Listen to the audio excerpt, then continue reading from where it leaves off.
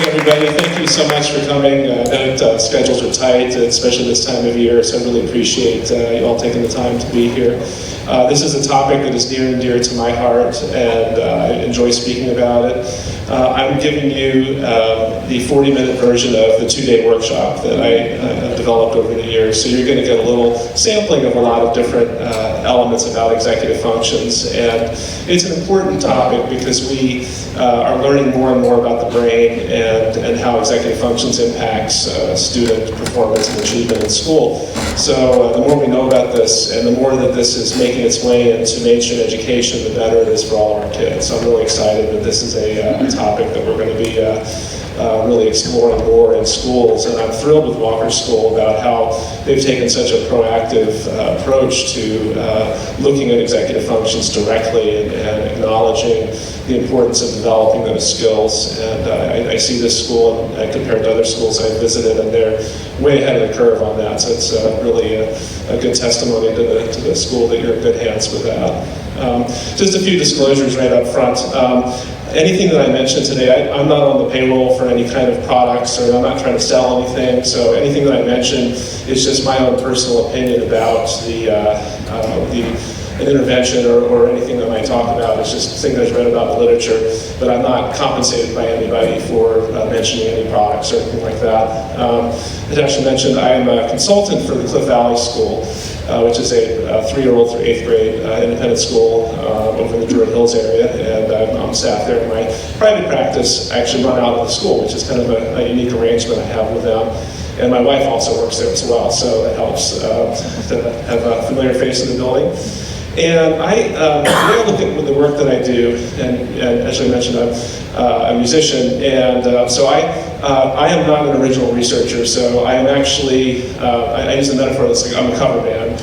I'm taking other people's research and synthesizing it and playing it and presenting it, but this is not my own original research, so this is, and that is my actual cover band right there, called the Susie French Connection, and the band's been around for about 20 years. I've been about it for 6 years, and so we do 70s disco covers. So I am a cover band playing the research of executive functions today, what you'll hear, and I'm really good about citing research and citing the sources that I pull from, so this is largely my own synthesis of what's out there. So what is executive functions? We hear this term all the time. It's become a real big buzzword. And the answer is we don't have a definition of it yet that satisfies everybody. I always joke that at some point, some people got together and decided that Pluto was not a planet, and some people have the authority to do that, but yet nobody has had the authority to say this is the official definition of executive function. So we don't really have a consensus on what we're really meaning and how we're narrowly defining this, but these are some representative examples of definitions that are out there. And you'll see I've highlighted some of the key words that you'll see, and the word direct, act, cue, control, those are the kind of the themes that you see that stand out in those definitions. And it really is, it's the part of our brain that really is in charge of our brain. It's what enables us to interact with the world in a successful way, to take our knowledge and our skills and apply them in the real world. So it's our ability to interface successfully with our world and to direct what's in our brain to make that happen. It's also one of the last things to develop, especially judgment and reasoning and thinking, higher level thinking. This is representative brain scans that show basically when it's blue and green, it is more mature, there's more gray matter, basically. This is kind of, what they do here is this is a summarization of a bunch of different brain scans, and and they color code it to show gray matter maturity, which is brain maturity. And you can see even in the teen brain, there's still quite a bit left there to go. And we now know that even when people are young adults, their brains are not done developing. You know, just because you're legally an adult when you're 18 does not mean your brain is an adult brain yet. And you've probably heard this before, that the executive functions really don't fully develop until people are in their mid to late 20s. So there's a reason why you can't rent a car until you're 25, by the way. The car rental people know that about brain development, know that that's really when the really good judgment and decision making starts to come online, is in the mid 20s. So kids are very much a work in progress, and there's a lot of variability. even from person to person at the same age. So let's talk about just a few important concepts about executive functions. And the first one I want to talk about is how is it related to IQ? And the answer is that there's only about a 10% overlap between IQ and executive functions. They are two very different things. And when you're talking about IQ, you're talking about thinking and reasoning, problem-solving abilities. And you can have students that have very high IQs and have very poor executive functioning. And that's very frustrating for parents and for teachers because you see all the potential in there, but they can't produce. They tend to underachieve because the executive functions are not really being helpful for them in terms of getting the best grades they could potentially get. And you can see the vice versa. You can see kids that may not have the highest IQ, may not have the greatest thinking and reasoning skills, but they can be stellar students because they are super organized and they have great note-taking skills and they plan well and they have great systems for doing everything they need to do, and they just really have a strong work ethic and they have strong task initiation and can maintain their focus for a long time and can be very successful even if they don't have some of the raw abilities that some other students have. So the two constructs are very different from each other. Another thing I want to help people understand is when we talk about executive functioning, it's not a singular thing. It's actually a bunch of different multiple systems working in the brain. People come up with metaphors all the time about executive functions that revolve around it's like an orchestra conductor or the president of your brain. And the better metaphor is to think about it more as a coaching staff. It is a bunch of functions that are working together that have different jobs in the brain. So it's multiple parts of the front part of our brain, the frontal lobe of our brain, interacting with other parts of our brain. So it's the better analogy is it's like a coaching staff, like a football team might have an offensive coordinator and a defensive coordinator and a linebackers coach. That's a better way of looking at executive functions. It's a bunch of different things going on in the front part of our brain that coordinate with other parts of our brains working together. And it develops at different speeds for everyone. And this is something that I have to talk with parents and teachers a lot about, is that I try to get the language of, you're in 7th grade now, comma, therefore you should be able to ... That is just as unrealistic as looking at physical development and saying you're 13 years old, you should be at least 5'5" by now. It doesn't make any sense to think about physical development that way, and brain development's the same way. That just because somebody is a certain chronological age does not mean that they are supposed to have some kind of skill come online. There isn't a timetable for this. There's a wide variety, especially in middle school age. I think in particular you see a huge variation in maturity in terms of executive functioning skills coming online. So we're all on different speeds. Some people develop these things really early. Some people, it takes a long time for these to come online, even into adulthood. And so we have to think about it developmentally. Just as there's a lot of variability in physical development, there's also a lot of variability in executive functioning and development. So getting away from the lockstep look at this age you should be able to is an important mindset shift that we have to do. And it's, when we talk about executive functioning difficulties, it's not really a learning disability. When people have significant executive functioning challenges, it's more of a production disability. It's more of the inability to, in the moment, to perform, to show what you know, to demonstrate your knowledge, to interact with the world in the way that you need to in the moment. So it's more of a production difficulty, an output difficulty, than an input difficulty, which is what a learning disability would be, like dyslexia or a math learning disability, which is difficulty getting information in. And I love this quote by George McCloskey, who's a psychologist, does a lot of research on executive functions. A lot of times, especially kids, are not aware of the fact that they're using or not using executive functions. And he uses the phrase disuse through non-conscious choice when students struggle with executive functions. I love that phrase because they're not using the executive functions that they should be using, but they're also not aware of the fact that they're not using what they need to do.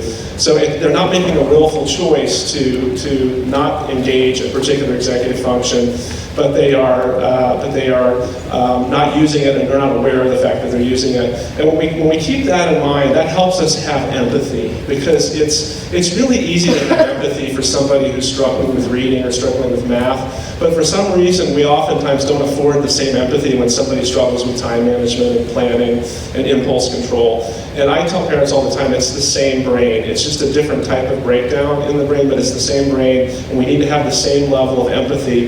But that's hard to do because it is frustrating as parents a lot of times, and I've lived this. You know, you have the mad shoe dash in the morning when it's time to get in the car to go to school, and the kid can't find the shoes, and are they in the closet or under your bed, and you're having that very frustrating, frenetic morning. So I've been there, I've lived that, and it is frustrating.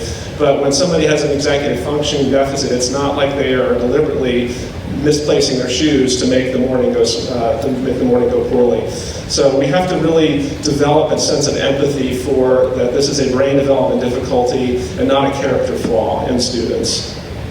And another thing we have to really keep in mind is that changes in executive functions happen very, very slowly. This is not like a skill like you can learn how to factor an equation in math. You practice it a few times, you struggle with it, you get it, then it comes time for exams, you may have forgotten a little bit, but you just need a little refresher and then you got it back there again. Executive functions don't work that way. This is something that takes repetition after repetition over several years sometimes to make it work.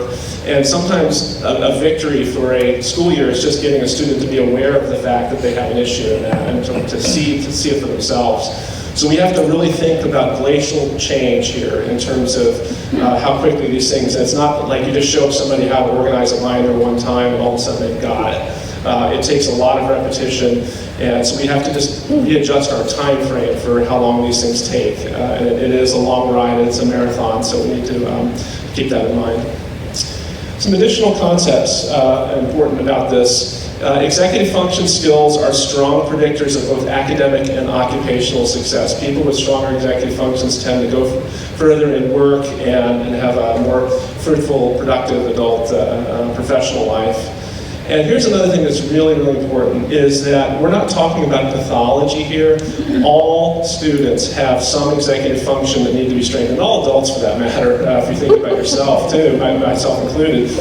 We all have something that needs to be improved in this area that we could do better. And so it is not pathological. We're not talking about special needs necessarily here. We're talking about really fine-tuning what skills are mature versus what are not mature in students and helping them grow in those areas. So this is something that all students benefit from, even students that don't have any formal diagnosis of something. And for some students, they need to have explicit instruction of executive functions. They need it to be taught as explicitly as they might learn how to factor an equation in math, for example. Like any other subject in school, they need lessons and practice and direct teaching of these skills. So the more that schools are paying attention to that and directly building that into as part of the integrated curriculum at a school, the better it's going to advance students. And ultimately, executive functioning skills are more durable than content knowledge. Content knowledge tends to go into the brain, we put it out on the test, and then after a while, if we're not practicing and talking about content, we tend to forget.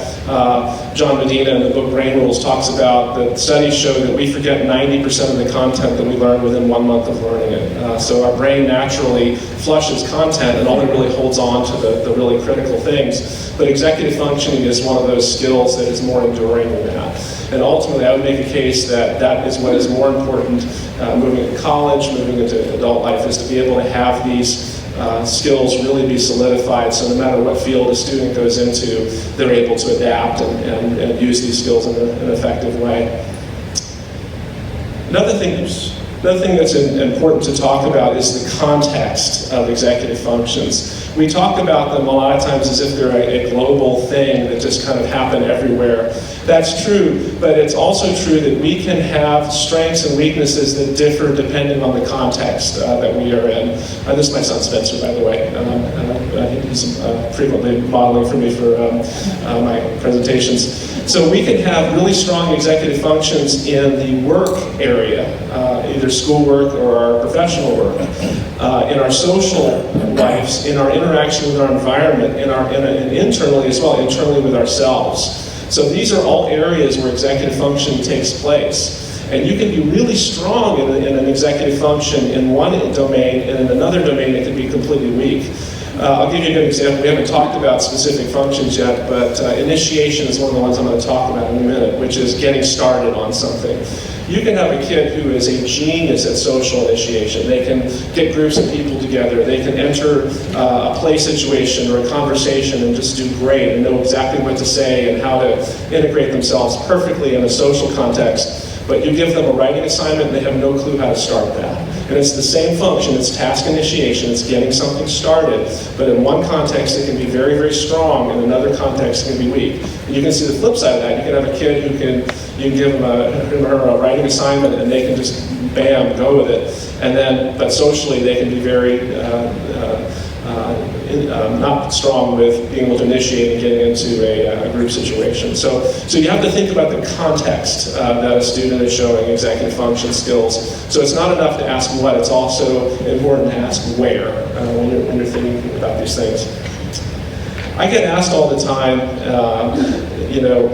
my son plays video games for 3 hours and is so focused on that, but yet when it comes time to homework, they can't stay focused. So they must not have a focus issue because they can focus on Xbox for 3 hours at a time and never blink an eye.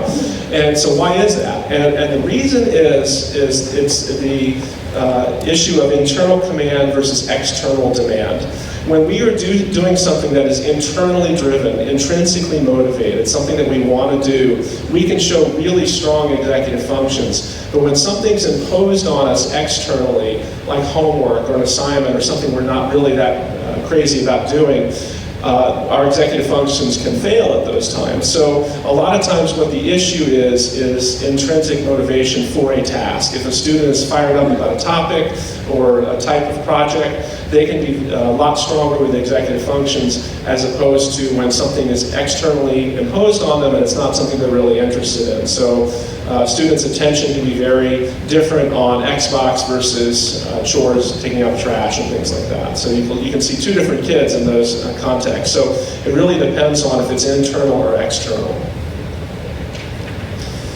Okay, so I'm going to give you now a little whirlwind tour of various executive functions to talk about what they look like, what they are. This is a model that I use, that I've developed over the years. It's an amalgamation of several different models. There's some models out there that have over 30 executive functions. There's some that have 3. And I think that I've created kind of a hybrid of these. These are 10 or so representative terms. Some people use different language and terminology to describe these, but the behaviors are basically the same. So this is just like I said, it's a combination, and you see the resources down there of various models that I've looked at over the years and developed kind of my own kind of best highlights of those different models to create one that is useful and makes sense and really covers a pretty broad variety of executive functions without being too granular and too hard to get your head around. So I'm going to take you on a little tour of these right now and think about your own children, and you can start to look at these and say, oh, there's a strength, oh, there's a challenge. So you can think about your own kids as you go through this. The most basic executive function, this is something that starts to come online in infancy, believe it or not, is what's called response inhibition. And sometimes it's just called inhibition or inhibiting. And basically it's your brain's ability to put on the brakes, to think about the response before you make it. This is what keeps us from running out on the street to chase a ball when we're kids. To stop and look both ways. This is what keeps us from blurting out and interrupting. This is what keeps us from starting a task before we know what to do. This also, kids that struggle with this tend to be higher sensation seekers. They may do a lot of risk-taking behaviors. I see little kids that are kind of wired to have difficulty with response inhibition. These are the 4-year-olds that are climbing up on the high dive to jump off the high dive, and they don't know how to swim yet. And they have no fear of doing that at all. And you see kids, this is a kind of a naturally wired thing in some of those kids, that they're very high in sensation seeking. And a big part of this is self-discipline and being able to say no to oneself and delaying gratification. Doing the work, have your work done before you can play. And that ability to delay gratification and say no is part of response inhibition. And it's a huge predictor of success in school and life as well. And so some examples of this across the ages, I just have, for each of these I'm going to have a list of just some representative types of behaviors, starting with preschool age and all the way up to high school. So you can see, I'm not going to read every one of these, but these are just some examples of it's basically about being safe, being able to modulate your energy level, to resist engaging in negative behaviors with peers, and to avoid blurting out and interrupting in school. So these are all examples of your brain's ability to have that second of pause before you act or say something. It's that part that lets you think about what you're going to say or do before you actually do it. Related to that one is emotional regulation. That's a type of inhibition that is specific with emotions. And we have this part of our brain called the amygdala, and this is in the midbrain, and it's connected to our hippocampus, which is the part of our brain that helps form new memories. And the amygdala is the part of our brain that gives us the primitive emotions of fear, fight, flight, anger. Some of those really rudimentary emotions are there. And when children are younger, we're much more midbrain thinkers. The upper part of our brain, that frontal lobe, like I talked about earlier, doesn't really start to come online until a little bit later. And so this is the part of our brain that the emotional regulation is when we can override our impulses to act out our emotions in a very negative way. So emotions are a great thing. It helps us with problem solving, it helps us connect to other people, but we have to have the right balance of emotions in what we do. If we have too little or too much, that can lead to problems. And so emotional regulation is having the right level of emotionality to deal with a problem or to work something. And so some examples, at the very youngest age, it's about how do you deal with frustration when somebody takes your ball on the playground. Do you shove them for that, or do you use your words? That's a big part of what preschool teachers deal with. All the way up to dealing with when you don't get your way, how do you express your feelings assertively, and when teens start to drive, and especially in Atlanta, how do you deal with road rage when somebody cuts you off? Do you let it get out of control, basically? So it really is about effective control over the emotions is what emotion regulation is about. Then we have attention, which is a very big one. This can impact all other executive functions, as a matter of fact. And like I mentioned earlier, it's a myth that kids don't pay attention. Kids are always paying attention to something. It just may not be what you want them to be paying attention to in the moment, but they are definitely paying attention to something. So that's a myth to say kids don't pay attention. It's more about where do they direct their attention. Is it to the right place and in the right circumstance. And there's different types of attention. There's sustained attention, which means you can keep your attention going over a long period of time, like a 50-minute class period, for example. There's also focused attention, which is, do I get distracted by the squirrels running outside? Do the kid next to me making noises, is that distracting me? Am I daydreaming? Do I turn inward and get distracted internally? So that's focused attention, is how well I can avoid distractions. Then there's something called attentional capacity. Some people call that mental energy, which is, maybe you have a kid like this that is just by the end of the day, they are just done. They just really can't do homework right at 4 o'clock at the end of the day. They need a break. And that's mental energy, attentional capacity. It's just how much can you sustain your attention before you're just tired and fatigued from doing that? And that's a type of attention as well. So different types of attention, and certainly stress and sleep and motivation can affect attention as well. So if you're sleep deprived, you're going to be less likely to attend. If you're stressed, you're going to be less likely to attend as well. When you think about attention, a big part of what we do with preschool education is to have them be able to get through circle time and stay focused and stay with the group. And then thinking about getting homework done, tuning out distractions, completing chores in a reasonable amount of time. So all sorts of examples of how attention can vary across the ages. Okay, we're starting to move up into more sophisticated executive functions. Those are the basic ones, the response inhibition, emotion, attention. And those are the ones that preschool educators spend most of their day working on those particular skills. And here's a fourth one that is starting to move up in terms of sophistication, flexibility and shifting. This is the ability for kids to make transitions, to move from one class to another, to deal with changes in routine, if the schedule's altered in a day, does that throw them for a loop, or can they kind of go with the flow? Finding a plan B when plan A doesn't work. For example, solving a math problem and you can't get the right answer. Can you think of another way to look at the math problem to get the answer that you want to get? It's also the ability to change your mindset on topics and not to get too fixated on one particular topic and monopolize a conversation socially on that. So it's basically how well can we change and adapt to changing circumstances in our environment. And as with young kids, you look at it as their ability to deal with changes in routines, to share toys effectively, to not get stuck on one singular interest, up to the more esoteric things like can you argue both sides of a controversial issue? Can you step out of one mindset and put yourself in another in a riveting class discussion? Kids on the autism spectrum, by the way, this is probably the executive function that is one of the hallmarks of autism spectrum, is the inability to be flexible and to shift. Kids that are on the autism spectrum tend to be very rigid, very fixed on things, and have a hard time dealing with changes in routine or unpredictability in their environment. That's just one of the executive functioning drawbacks that happens when somebody has autism. I mentioned task initiation a little bit earlier. Task initiation is knowing how to get going on a task. So we're talking about procrastination as a part of this. But also some kids don't know how to start. You give them an open writing assignment. Write a 5-paragraph essay about your feeling about whether school should require people to attend classes on Saturdays. Write a 5-paragraph essay on that, discussing the pros and the cons. They would have no idea how to start that, how to organize that, what to do first. So they have a hard time getting going. Socially, you can see this too. People can struggle with entering a play situation and knowing how to engage a group that's already playing. How do I break into that group and start joining them as well?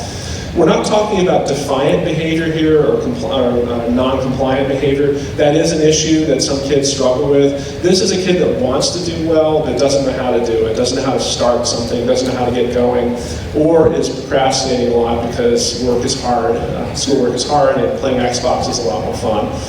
When kids are anxious or depressed, task initiation tends to be a problem as well. When we're anxious, we're less likely to engage, and when we're depressed, by definition, one of the symptoms of depression is low motivation. So getting going on something can often be difficult. So some examples, getting ready for bed without having to be prompted 50 times to do that. How many times you have to do that to remind your kids, come on, brush your teeth, let's go. Can stop playing to follow a direction, remembering the first step of a multi-step math problem algorithm, moving from a group to group in a party situation. So you can see, again, remember it's context specific, it can be academic, it can be social, and anywhere in between those. So task initiation is often a struggle for kids, as is planning and prioritizing. And that's related to task initiation. It's prioritizing what's important, setting goals, identifying what steps you need to take to solve a problem. If I have a multi-step, multi-day project to do at school, for example, what do I do first? What do I do second? How much time do I spend researching versus actually writing or producing or creating or whatever I am doing? So it's your ability to have a strategic plan to think about how to solve a problem and knowing what's important and what's not in doing that process. So in younger kids, it's the ability to complete a multi-step art project, perhaps, making plans long-term, carrying out a long-term assignment. Homework is a big part where we see planning and prioritizing what to do first, what to do second. A lot of times kids need some guidance on how to prioritize what their homework should be. And the general rule of thumb on that is get your hardest stuff done first, by the way. You get the easy stuff saved for the last when your brain is less sharp at the end of the evening. And then for older kids, it's developing the near-term and long-term college search plan. How do you develop that? So some kids that struggle with planning and prioritizing need a lot of guidance on how to think strategically about what to do first, what to do second, and so on. Okay, organization. Anybody's desktop look like that, by the way? Or any of the kids, you see that? This is the digital version of the messy room now. It's when kids have laptops and they have, that is what their desktop looks like. And it's another form of organization. This is often what people think about when they think of executive functions is organization. That's kind of the first thing that people come to mind is how messy a kid is. And that's certainly part of that, but it's not only just physical space, it's also cyberspace as well in terms of how we organize our files. And this has implications for note-taking, keeping track of assignments. How many of you have kids that do their homework diligently but just forget to turn it in and it comes back the next day? You know, you see that. Yeah, that having a system to organize that cues them when they get to school to say, hey, I've got this homework to turn in. I need to have something that just physically reminds me of that. And that's frustrating as parents when they do a good job on their homework and they lose homework points just because they didn't turn it in. So that's something we need to a lot of times help with an organizational system that will help with that. So it really is about the orderliness of their workspace, their locker, their backpack, their physical environment. This is something that largely lives in the physical environment in terms of executive functions. So examples even from the early age, it's hanging up your coat, putting your toys away, finding your shoes, finding the water bottles, making sure the backpack is fairly biohazard free. I'll find banana peels from a month ago and there's stuffed in the bottom. And, how many parents have gone through more than one phone with a kid? It happens. So keeping study area relatively clutter-free, all those kind of things that help with the physical organization, which can have impact on other executive functions as well. Is the ability to perceive and estimate time. This is a very important skill for kids to develop, and routinely what I encourage teachers and parents to do is get kids to practice estimating how long they think something's going to take, and then looking at the end of that and seeing how well their guess was in terms of, kids tend to underestimate how long things are going to take, by the way. An hour's worth of homework, they may say it'll take 10 minutes, and they may be kind of on the low side of that. So it's being able to pace yourself to meet deadlines, and it can be impacted by planning and attention and some other skills. Kids that have ADHD, I'm not talking about ADHD in a minute. This is a particularly weak skill with kids with ADHD, is being able to, they're in a time warp. They have no concept of how long they've been working at something. They have no idea how long something might take. But the ability to estimate time is such an important skill, and we need to really teach this directly with kids, is to get them estimating time and also budgeting time. You think about standardized tests when kids have to take ACT, SAT, and you have to really budget your time. If I've got 30 minutes to answer 40 questions, I can't spend 5 minutes on the first question. So teaching them how to think strategically about budgeting time in short bursts like that, like on a test, but also long-term with longer assignments is important to do as well. So examples here are, can you speed up when you're doing a chore? Can you prioritize, again, there's prioritizing in here, which is related to task initiation as well. Allocating the right amount of time to do chores. Are you trying to pack too much into an afternoon? So teaching kids how to think strategically about time and estimating time is so important. And then we're moving up into the higher level executive functions now. These are things that start to come online a little bit later with kids. And the first one is goal-directed persistence. And this is the ability to stick with something, the stick-to-itiveness, to be persistent with something even when it doesn't work out. It seems like it's working out that well. But it's having a future orientation. It's the ability to see yourself in the future and to see yourself reaching a goal. College planning is a good example of this for kids, is that being persistent with getting applications in and setting up interviews and all those kind of things are really important to think about how well we can have a goal and stick with it and not be distracted by other things. And so these are kids that are at risk for joining a sports team and then wanting to quit halfway through, or they're really excited about drum lessons, and when they start to realize that there's a lot of hard work with learning the rudiments and it's not as fun as just playing in a band, they want to quit and they want to give up on things very easily. So being able to stick with a goal and to persist with it is very important.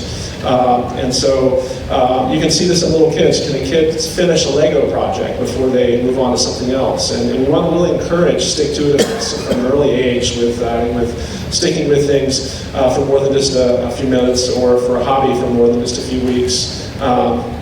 And when things get bad, when their grades go down, can they stick with it and ask for help and get help and seek out guidance on how to improve their grades if they're struggling academically. So it's really being able to stick with it as best they can. And then the grand prize of what we want to see all students develop as they leave, especially to go off to college, is something called metacognition.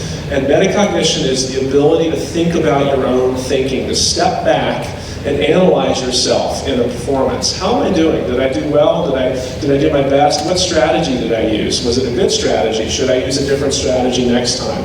In the middle of a task, you can have metacognition. Am I going too fast? Am I going too slow? Did I use the word said 4 times in a row in the last 4 sentences? Did I make a spelling mistake? Did I add instead of subtract? So that ability to analyze and to think about your own thinking is the highest level of executive functions. We can start to work on this with young kids. It's not something that has to happen when the kids are older, but it becomes more sophisticated and more developed as we get older. But even in younger kids, you can see some metacognition when they are trying to stack the blocks and they're putting the smallest block on the bottom and the tower keeps falling over. And they're like, that doesn't work. What if I put the bigger block on the bottom and start to stack the smaller ones on the top? So that's metacognition even in a 3 or 4 or 5-year-old. But when we start to get older, it really is about checking our work, being good proofreaders, being able to think about multiple ways to solve a problem, to analyze ourselves, to self-critique. If I give a speech or if I've done a presentation, can I evaluate myself realistically to say what I did well and what I didn't do well? So that metacognition is the ultimate prize, and it really is a difference maker when students are really strong at this skill, when they know themselves well, they know what strategies work for them and what don't work for them. And then I want to talk about really briefly, and we could spend a whole morning on this, these are what I call moderators of executive functions.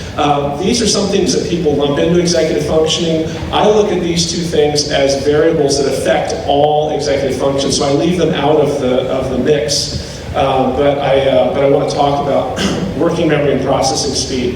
Who's heard of the term working memory before? Okay, well, quite a few people have. The best way to think about this is it's your brain's active space where you're holding information in current operation and you're doing something with it before you forget it. So it's our active space. The metaphor I like is the counter space of our brain. It's where we do the cooking of our thinking. Some people use the computer metaphor. It's like your RAM in a computer. It's like how much can you actively have open on your computer before your computer starts to slow down. So working memory is vital for everything we do. When we are reading, we are thinking about what happened on page 2 and we're up on page 9, so the story makes sense. We're holding in our active working memory all the stuff we've read up to page 9, so it's a seamless story. When we're working math, we're doing mental math in our head while we're thinking about the steps of a story problem to solve. That's all happening in our working memory.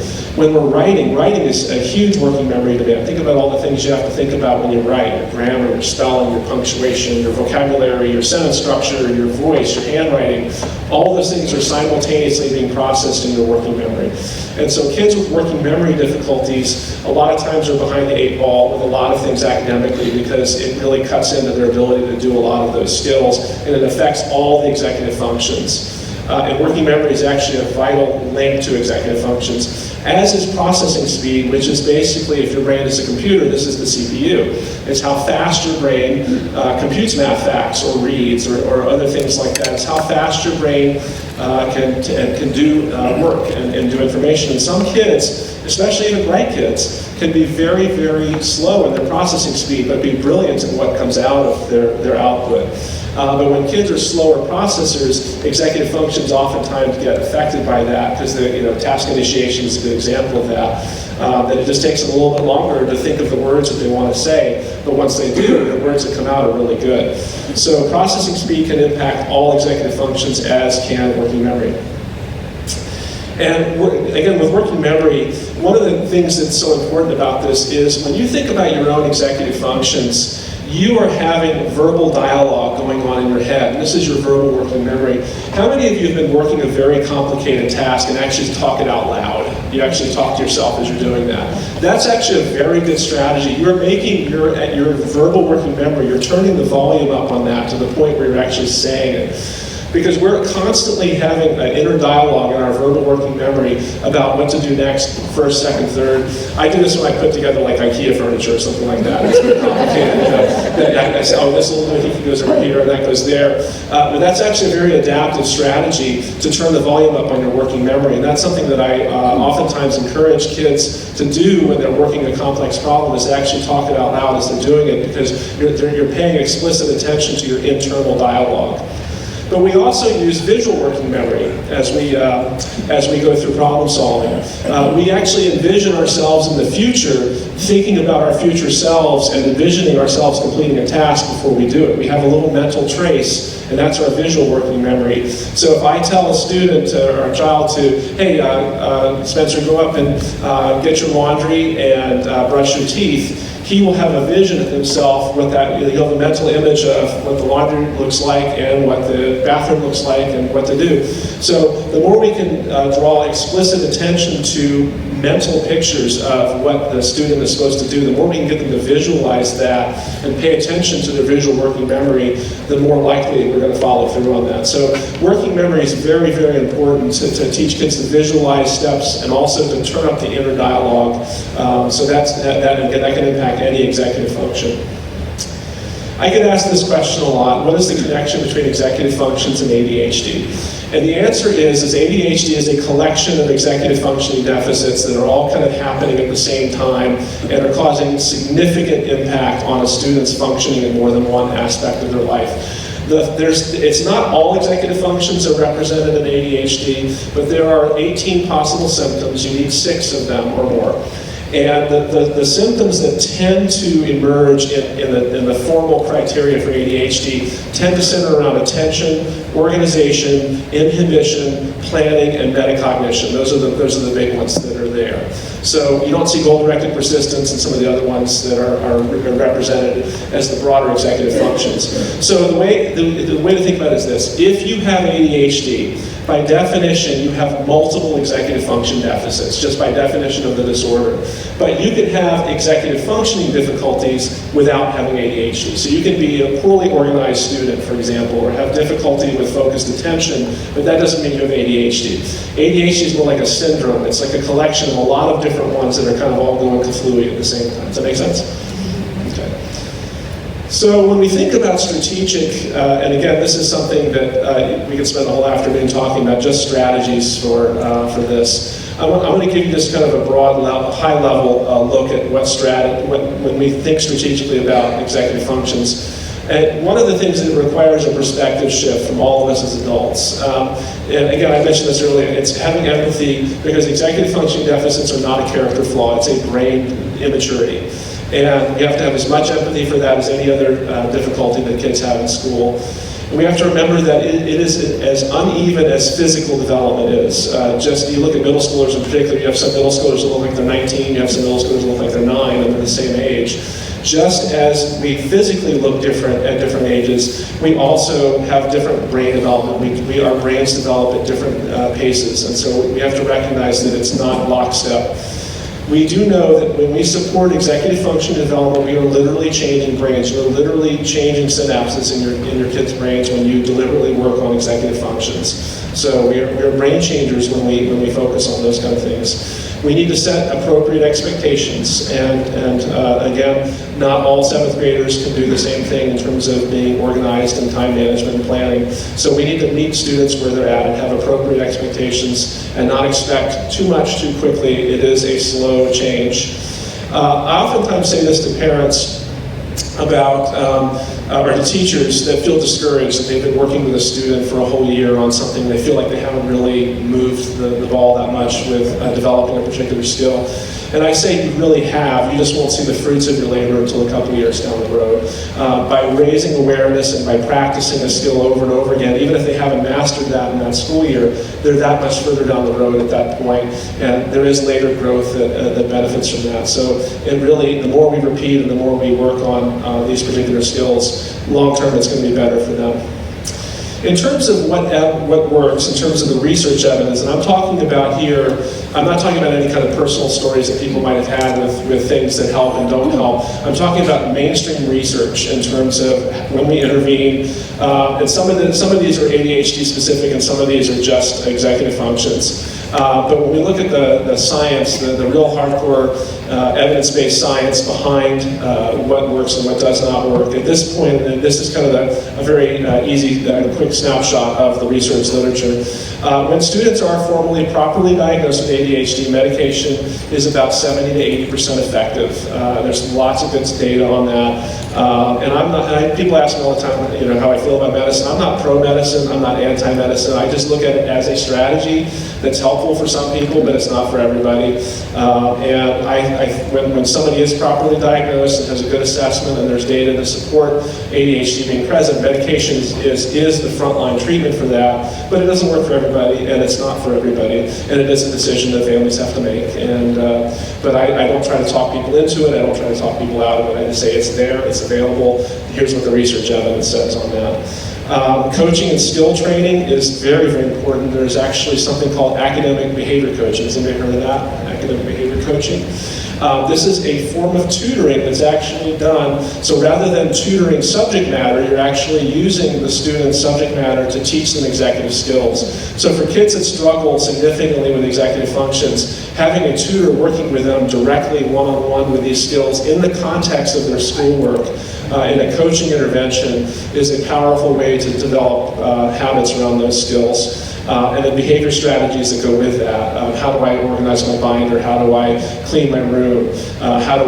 What kind of format can I use to learn how to do a long-term research assignment? So putting behavior strategies in place like that. There's research that mindfulness and meditation helps with executive functions in a very global way in terms of impulse control, attention, all those kind of things. So there's some really good research behind that. Biofeedback, has anybody heard of biofeedback? A few people have.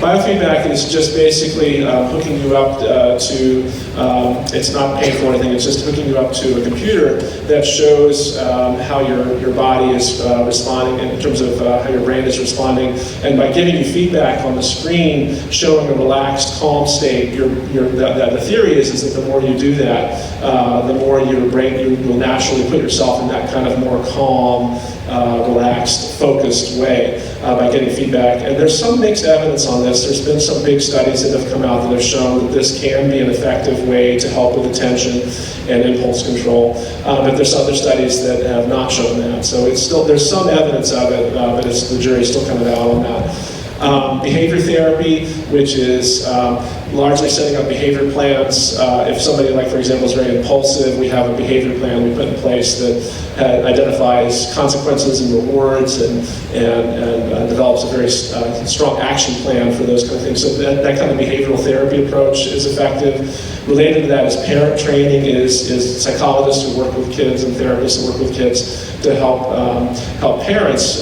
do more effective parenting strategies when their kid is unfocused or impulsive or those kind of things. So working with somebody directly on parenting skills has been shown in the literature to be helpful. Improved sleep, I cannot say enough about this. Kids are sleep deprived these days, especially older kids, with electronics and all the other things, and kids sneaking electronics at night in their bedroom and staying up too late. Kids are chronically sleep deprived, and when I evaluate kids, I do a very thorough sleep assessment. I ask, what time you go to bed, how long does it take to fall asleep, do you stay asleep during the night, are you waking up in the middle of the night, what time do you get up in the morning? Sleeping is such a low-hanging fruit for these things that if kids just got the right amount of sleep, a lot of the focus and executive functioning difficulties would be a lot better just right there without doing anything else, just getting more sleep. So that's an important thing to pay attention to. Exercise is another thing. The more kids are moving, the more active kids are, the less likely they are to have focus and impulse control issues as well. So those are all things that the research is showing us are important elements of intervening. Things that the research has not shown yet, there's still studies out there, this is still ongoing, and that doesn't mean that these things on the right side are not helpful, it just means that the research has not shown this yet. Brain training, cognitive training, those kind of computer training exercises, there's lots of companies out there that are marketing this. The research has not shown that the gains from that sustain over time, nor do they generalize into everyday life. What they're actually getting better at is the tests that they give them. You get like a little pre-test, then you go through the program, then you get a post-test, and you show improvements on those tests, but the research has not shown that those tests actually reflect what they're doing in everyday life. So I'm keeping an eye on this because intuitively it makes sense. If you work out a muscle in the gym, your muscles get bigger. If you work out your brain gets better. And so intuitively that makes sense, but the research just hasn't shown that we've got the magic formula with that yet. The research has also not shown anything with dietary restrictions or types of diets that affect ADHD or executive function difficulties. That doesn't mean that it doesn't work for some people, just that, like I said, the overall research hasn't shown that. And same thing with supplements, perhaps omega-3 being the exception to this, but dietary supplements, vitamins, those type of things really haven't been shown in the hardcore science to have an effect on ADHD and executive function difficulties. I mentioned this about the stimulant medications. They don't work on all executive functions. They really work mostly on attention, sustained attention, focused attention, response inhibition. Medication's not going to make your kid more organized. It's not going to make your kid plan better. It's really going to just focus on a subset of things, but it is about 70 to 90% effective in dealing with those particular symptoms. That can then, but you need the behavioral stuff to go along with it. You need to learn the skills. So medication is not a magic cure. It's not something that's going to make all this go away. But with kids that are properly diagnosed with ADHD, it does help with the attention and the other things that go with that. There are also some non-stimulant medication options, stimulants being things like Adderall and Concerta and Ritalin, those kind of things. There are some non-stimulant options as well, like Strattera, Wellbutrin, and then there's a new movement using antihypertensive, like high blood pressure medications, that have now secondary uses for helping, especially the impulsive symptoms of ADHD. So you see like Intuitive and 10X and Catapres and these other ones that are out there that are tried and true guanfacine, which has been around for decades, reformulated, slightly tweaked, and helpful for the ADHD type of symptoms. So there are medication options that are both stimulant options and non-stimulant options. The downside of the non-stimulants is you have to take them every day. When you take a stimulant medication, you can like not take them on weekends or not take them on holidays. But for these, to make these work, you have to keep up with these. I'm almost finished. I just want to make a couple more points. One of the things I want to be very careful about is the idea of rewards and punishments for executive functioning growth. It's okay, I think, in the short run to have like a little incentive, sticker chart, prize type of thing. But one thing we want to make sure of is that we don't get too much in the habit of kids expecting a prize anytime they do something that is helpful at school, not to get them so focused on the carrot that they forget why they're doing that. And so it's important to phase out rewards as soon as the habit starts to develop, so the kids don't just become, I'm just doing this just to get the reward. The other thing in this is that there's an assumption that we have to give a reward because they are not motivated. And a lot of times kids with executive function difficulties are very motivated, but they just don't have the skills. It's a skill deficit, not a motivation deficit. So a lot of times incentives and prizes and things like that are needed when somebody's not motivated.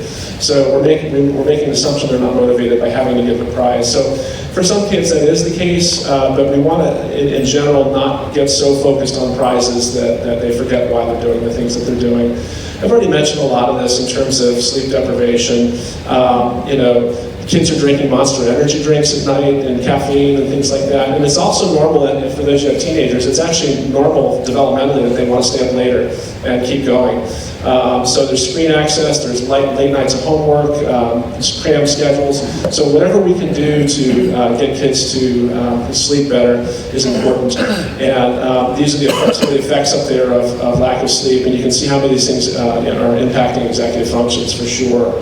Memory, poor concentration, hyperactivity, and actually increased physical illness possibilities as well. And think about teen drivers too with impaired motor coordination when kids are tired. So I can't emphasize sleep enough to make that happen. And then one other thing I want to talk about is accommodations on standardized testing. When somebody is properly diagnosed and has a qualifying diagnosis of a disability, they are eligible for accommodations on tests like the ACT and the ACT and the SAT. They are cracking down on this big time since the Varsity Blues scandal happened last year. So I'm working with kids now that are at special needs schools that are getting denied accommodations on tests. And it's like they are making, everyone's suffering now because of the Hollywood people that did what they did. But these are accommodations that are available for kids that have a qualifying diagnosis, and these are things that are typically asked for on standardized tests. And then some of these, for those of you that have high school kids that are looking at college that may have a qualifying diagnosis like learning disability or ADHD, getting text-to-speech and speech-to-text technology, as well as in college, some colleges have priority dorm assignments where you have quieter dorms, and the kids that want to be in a quieter space are all kind of clustered together. Priority scheduling, which means that you can get the 8 o'clock class if you're a morning person, or not get the 8 o'clock class if you're not a morning person. And then reduced course load in the first semester, especially if kids have significant executive functioning deficits, is a great accommodation asked for. Is that first semester, let's take 12 credit hours instead of 15, just to get ramped up to college. So these are all things that are available. Even the most elite colleges, by the way, have this available to them. Any Ivy League school, you can get assistive technology, access to notes, work with the support staff. So that kind of stuff does not stop just because you leave high school. Elite colleges have this level of support now, which is good. So in summary, these are the big takeaways. Executive functioning growth is uneven and slow and varies from student to student. We can have simultaneous strengths and weaknesses across domains, but all of us have something we need to work on. So that's why it's important that all schools do jump in and work on these things, and that's why I'm so thrilled that Walker does this already, that they are working on this very actively. And that we can optimize brain function through direct and systematic teaching of executive function skills. The more we teach these and make these an explicit part of what we're doing, not just the reading, writing, arithmetic, but actually teaching executive function skills in the context of our lessons, the better it is long run for the kids. There are tons of strategies out there that help kids, and I'll give you some resources if you want to just read some books on that even. And in a longer talk, I will go into every single one of those with you, and I'm happy to do that at another time. It is one of the biggest predictors of high school, college, and career success is executive function. So the better we have kids prepared for these, knowing what their strengths and weaknesses are and having the strategies to deal with that, the better it's going to be for them in the long run. These are some resources that are available both on the web as well as books that have really great information for parents. The Smart But Scattered series, there's one for youth, there's one for teens, and there's one for young adults now too that they have. It's Dawson McGuire's book, has a lot of great information in it. How to Raise an Adult is a great book as well. I really love that one. And then there's some websites here that you can look at, chad.org, understood.org, researchchild.org. And then there's a couple of websites, if you hear about treatments that you want to learn a little more about, if there's some evidence behind that, I would recommend sciencebasedmedicine.org and quackwatch.org to look for things that may not be really grounded in good science. To make sure before you spend a lot of time and money on something, do your homework and be really an informed consumer of what's out there. Because there's a lot of stuff out there, some of which is good and has good research behind it, some of which really doesn't and is going to be potential misuse of time and money for you. So these are all great resources for parents. And I want to say thank you for having me this morning. And if you have any questions, I'll be happy to stick around after this and answer any questions. I love talking about this stuff. I'm kind of a research geek when it comes to learning about executive functions. And if I don't know an answer to it, I'll look it up for you for sure. So, but thank you so much for having me today. I really appreciate it.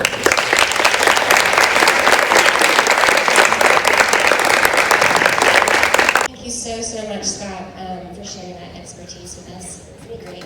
I get so worked up, and I can talk about this stuff all day long, and I'm just so blessed to be able, this is what I do here, is helping the kids with these areas. But we have about 10-ish minutes for Q&A. If you have any questions you'd like to ask just more generally, And as Scott said, he can also field some individual questions after that. Yes, sir. I'll kick it off. Yeah. A great amount of information, very valuable, thank you.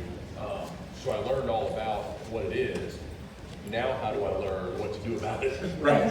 That would be part 2 of the talk if I had Right. 40 minutes. I would start with the Dawson Barney book because it's written for parents and it gives you, it's modularized too, so it gives you, like, if you want to learn all about time management but you don't really care about goal-directed persistence as much, you can just go to the chapter on that and learn, and it has very practical strategies for home for what to do. There are also, like I said, there are also people that are out there that are experts on working with kids that have executive function, like academic coaches, and so there are people that if the difficulty is significant enough, you can have somebody working directly with you and with your son or daughter on that particular skills. But for each one of those areas, there are thousands of strategies that we just didn't have time to get into today, but there are out there things you can try, things at school can be done at school, things that can be done at home that help develop those skills. Dr. Hamilton, can you go back to the slide that has the mobile up there? Yep. Yes. Thank you for a phenomenal talk. Thank you. I have a question just around how you can advocate for your child. You were saying now with testing, is you have kids with legitimate challenges that are being denied, accommodations. How do you advocate? Do you go back and appeal? What are you seeing? Yeah, you appeal. You look at the reason why they denied it, and you try to address that. And you show either the testing that the child might have had, or evidence from the school. I've had some teachers write letters on behalf of a kid saying, look, this kid cannot stay focused for 50 minutes, much less a 4-hour test. And so it really is getting as many data points as possible pulled together. But the burden of proof is really jumped up because of this whole thing. And like I said, even kids in special needs schools are getting denied accommodations that they will drown without. So it's kind of a knee-jerk reaction that both SAT and ACT have done as a result of this. But it'll smooth out a little bit. But there's, unfortunately, even beyond the forest of the blues, there's been some abuse of this. That there are some psychologists out there that can be hired guns that will give you a diagnosis even when the data is kind of iffy about it. So there's that too. I don't want to disparage my own profession, but there are people that are unethical that will make diagnoses without any data just to get that little extra edge for kids that really don't need it as much as some other kids do. Yeah. The schools are becoming more and more aware of this, and they're bringing more resources to bear. We've got a great learning specialist team here, and we've seen it evolve because their life was here. And when we started, it was kind of there, but now it's really become the forefront, and we're appreciative of that. One of the things that we saw that made a big difference with our son was when we finally got a learning management system. In the middle school, before the learning management system was there, trying to find where every teacher had different things, and it was just complicating an already complicated mind. And I was wondering if you could talk a little bit about the importance of having that single learning management system and single source, so that that's your spot to go to, and the child doesn't feel like they're missing stuff, that they have that one resource to go to. Yeah, that is, if we hear the question about kind of having a singular.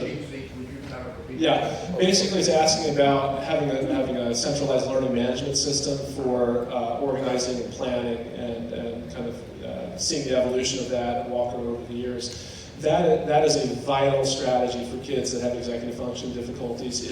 It's hard enough for them to learn one system, much less 4. And so whenever teachers can be on the same page about how we organize, how we keep our papers together, how we post homework assignments, how we find grades, that is an essential strategy for kids with executive function difficulties to learn just one way of doing that. And then getting really good at that way. And that would also go for note-taking, for other ways, to have a system, to identify the system that works for them, and also for time management and planning. Some kids still like an old-fashioned planner, paper planner. Some kids want the technology that the alarm rings on their phone to remind them of something. At this age, it's important for them to explore all of those opportunities and ways of doing things, and letting them settle on what seems to work best for them, with guidance from us, obviously, what is the most helpful thing that they can do. But to give them an opportunity to try a paper planner, to try a phone planner, to try different apps, and to stumble across the one that works. And if it looks like it's working, then we support that. But this is the time to explore those things that they but it is to find the system for them that is best, and have it centralized with knowing there's one place I need to go to figure out what my homework is, and if I forgot to write it down, I can get it home and look it up. That's vital for these kids. And having every teacher use it consistently every day, all the time in the same manner. Ideally, Makes that a big difference. Yeah, ideally that would be best for kids for sure. Yeah. Yes. Is there I realize that there's testing, but is there like a quick test that you can administer to students to see like where they're just real quick, like this is a strength, this is a weakness? Yeah, there are self-report inventories that are out there that help identify potential strengths and weaknesses. You have to take them with a little bit of grain of salt because of metacognition, though. Right. And that's one reason why clinically I don't use them that often, especially with younger kids. With older kids, it might be a different story, because a lot of times younger kids are not accurate and it's not that they're lying, it's just that they don't have the metacognition yet to step back and say, ooh, I really do struggle with time management.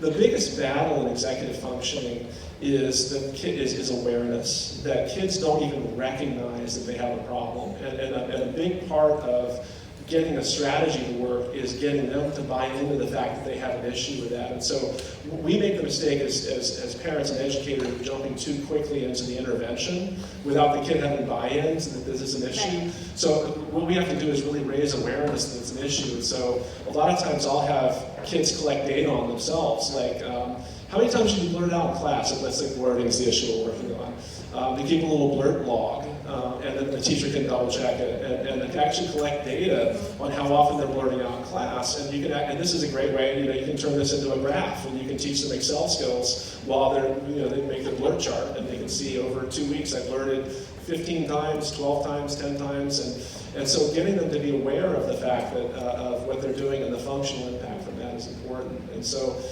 without that metacognition and that awareness, though, those inventories may not tell you exactly what you want to know, but there are ways that parents and teacher can fill those out too to round that out if a student did want to do that. Yeah. We'll take one more question because then our time. Okay. I wanted to ask, sorry, Kim. Well, I'll take 2 more. So okay. Go ahead. Perfect. You mentioned in one of the the categories, I guess, that the show what you know is difficult. Is that similar to test anxiety? Is that a whole different thing? Test anxiety is a different thing. Test is difficulty showing what you know. Test anxiety, are they related to each other? Possibly, but not necessarily. You can have test anxiety but have really good executive functioning skills, and it can be a completely separate issue. The good news is that test anxiety is a lot more fixable in executive functioning in a faster way. We have really therapies for test anxiety are actually very effective and faster than developing executive skills. If test anxiety is the major deal breaker for a student doing well on like a standardized test, there are people out there that specialize in working with that and will help kids develop coping strategies for that. Yeah.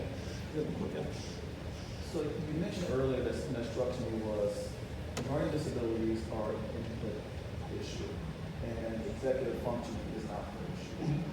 ADD, ADHD being an input issue. Output issue. Is that an evolving thing to translate to a qualifying accommodation? Is that evolving? Yes, the ADHD is one of the conditions that you can get a 504 plan like if you're in a public school, so it's recognized as a legitimate disability.